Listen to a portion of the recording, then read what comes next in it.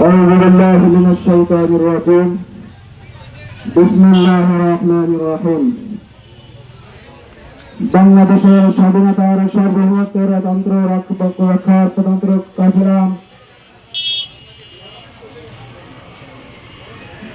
Asia মহাদেশের সর্ববৃহৎ ছাত্র সংগঠন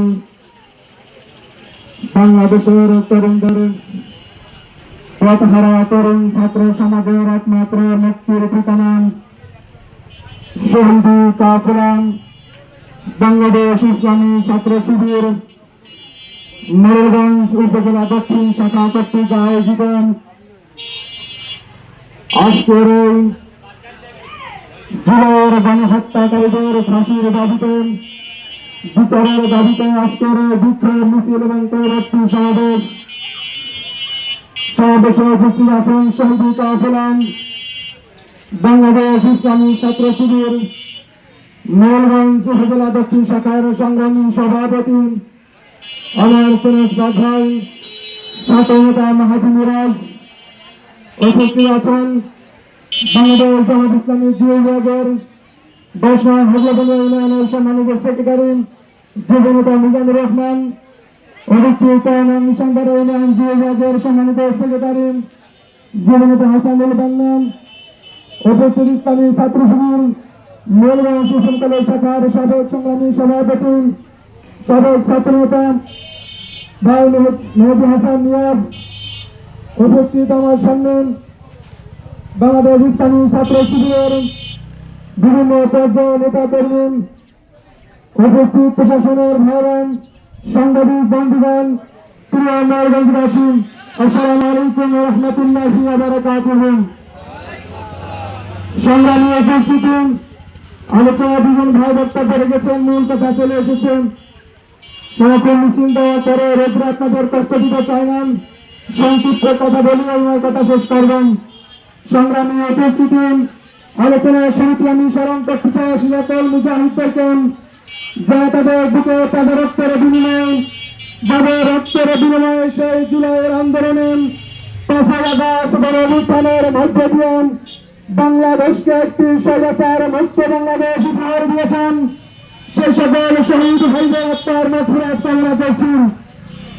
সে সকল শহীদ ভাইদের সর্বোচ্চ জান্নাত কামনা করছি। ইসলামী ছাত্র শিবিরের সকল শহীদ ভাইদেরকে সংগ্রামী মোরেলগঞ্জবাসী সংগ্রামী ছাত্র জনতা আপনারা জানেন এই বাংলাদেশে 15 বছর স্বৈরাচার আওয়ামী সরকার বাংলাদেশের মানুষদের কথা বলার অধিকার কেড়ে নিয়েছিলেন।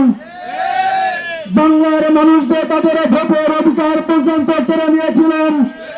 স্বাধীনভাবে তাদের মত প্রকাশ করার পর্যন্ত তাদেরকে অধিকার দেওয়া হয়নি। যদি স্বাধীনভাবে তার মত প্রকাশ করতে যেতেন তাকে অন্যায়ভাবে গ্রেপ্তার করে নাশকতার মামলা দিয়ে কারাগারে প্রেরণ করা হতো। শুধু তাই নয়, বাংলাদেশকে ইসলাম মুক্ত করার জন্য তারা টার্গেট নিয়েছিলেন বাংলাদেশ ইসলামী ছাত্র শিবিরকে নিষিদ্ধ করতে হবে।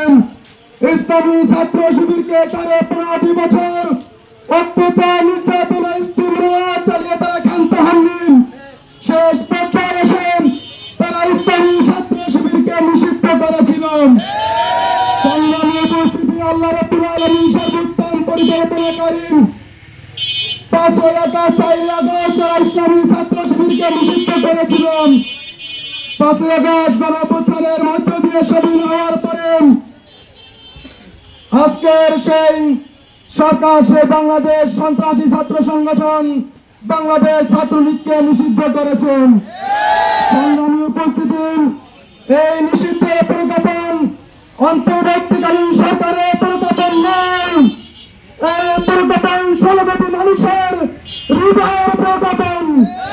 16 কোটি মানুষ বাংলাদেশ আওয়ামী লীগ ছাত্রলীগকে অন্তর থেকে নিষিদ্ধ করে দিয়েছে। বাংলাদেশ আওয়ামী লীগ ছাত্রলীগের এমন কোন অপকর্ম নাই, এমন কোন অন্যায় নাই তারা এই বাংলার জমিনে ঘটায়নি। তার এই বদৌলতে তাদেরকে আল্লাহ রাব্বুল আলামিন এই বাংলার জমিন থেকে নিষিদ্ধ করে দিয়েছিলেন। আজকের এই সমাবেশ থেকে আমরা দাবি জানাচ্ছি এই বাংলাদেশ আওয়ামী লীগ ছাত্রলীগকে এই শহীদের শহীদ মাহফুজ, শহীদ বীর মুক্তার, শহীদ আবু সাইদের এই বাংলার জমিন বাংলাদেশ আওয়ামী লীগ দল, বাংলাদেশ ছাত্রলীগ দলের সন্ত্রাসী সংগঠন এই বাংলার জমিনে রাজনীতি করার অধিকার তারা পাবে না। সংগ্রামী উপস্থিতি, 5ই আগস্টের পরে, স্বাধীনতার পরে আমরা বাংলাদেশ আওয়ামী লীগ ছাত্রলীগের কোন ভাইদের দিকে আমরা আর নজর পর্যন্ত তাকাইনি তাদের দিকে। তাদেরকে ক্ষমা করে দিয়েছিলাম, ভেবেছিলাম তারা অনুতপ্ত হবেন। আমরা এভাবে তাদের উপর গ্রহণ করেছিলাম, কারণ যখন কোন সন্তানদের পিতা মাতা মারা যায় তখন তারা কি হয়, এটি হয়, তাই না? কিন্তু এই বাংলাদেশ ছাত্রলীগ আওয়ামী লীগ দলের মা ছিল প্রধানমন্ত্রী শেখ হাসিনা, তাই না? সেই শেখ হাসিনা যখন তাদের ফেলে রেখে সেই ভারতে পালন করেছিল, তখন তার সন্তানরা তো এতিম হয়ে গিয়েছিল, অসহায় হয়ে পড়েছিল।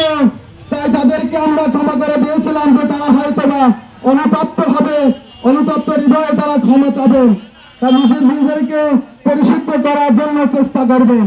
কিন্তু দুঃখজনক বিষয় হলে সত্য, আমরা দেখেছিলাম সেই 5ই আগস্ট শেখ হাসিনা পালন করার পরে সেই শেখ হাসিনা ভারতে বসেন ফোনকলের মধ্য দিয়ে তাদের সন্ত্রাসী সংগঠনকে বিভিন্নভাবে উস্কিয়ে দেওয়ার মধ্য দিয়ে বাংলাদেশে একটি নৈরাজ্যকর পরিবেশ তৈরি করার চেষ্টা করেছিলেন। আমরা সকল ভাইদের স্পষ্টভাবে জানিয়ে দিতে চাই, এই শেখ হাসিনাকে বাংলাদেশে ক্ষমতায় রাখার জন্য, বাংলাদেশের এমপি মন্ত্রীদের আসনে রাখার জন্য এমন কোন অপরাধ নাই আপনারা করেন নাই, এমন কোন অপরাধ নাই আপনাদের ব্যবহার করে তারা সেটা করায় নাই। আপনাদেরকে লাঠি আলুসা ব্যবহার করেছিল, কিন্তু আপনাদেরকে ফেলে রেখে কেন তারা পালিয়ে গেল?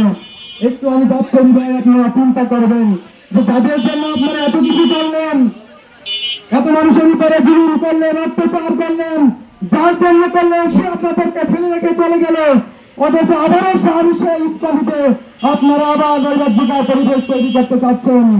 গ্রামের ভাষা আছে সুখী থাকতে ভীতি কিলায়, আপনাদের অবস্থা তাই হয়েছে, সুখী থাকতে ভীতি কিলাচ্ছেন। আজকে আমরা স্পষ্টভাবে বলে দিতে চাই, এই বাংলার জমিনে কোন নাশকতা আপনি করতে আসেন, ইসলামী ছাত্র শিবির আপনাদের জনতাকে সাথে নিয়ে আপনাদেরকে প্রতিরোধ করবেন। সংগ্রামী উপস্থিতি, আসুন আগামী দিনে যাতে এই স্বৈরাচার আওয়ামী সরকার এবং সেই জঙ্গি সংগঠন যাতে বাংলার জমিনে আর প্রতিষ্ঠিত না হতে পারেন, সেজন্য আমাদেরকে অতন্ত্র প্রভু হিসাবে ভূমিকা পালন করতে হবে। সেই জুলাইয়ের আন্দোলনে আমরা যার ভূমিকা পালন করেছিলাম, রক্ত দিয়ে স্বাধীনতা অর্জন করেছিলাম, সেই রক্ত দিয়ে প্রয়োজন আবার সেই স্বাধীনতা আমরা রক্ষা করবেন। কিন্তু জালিম স্বৈরাচারের দোষরদেরকে আমরা ছাড় দিব না।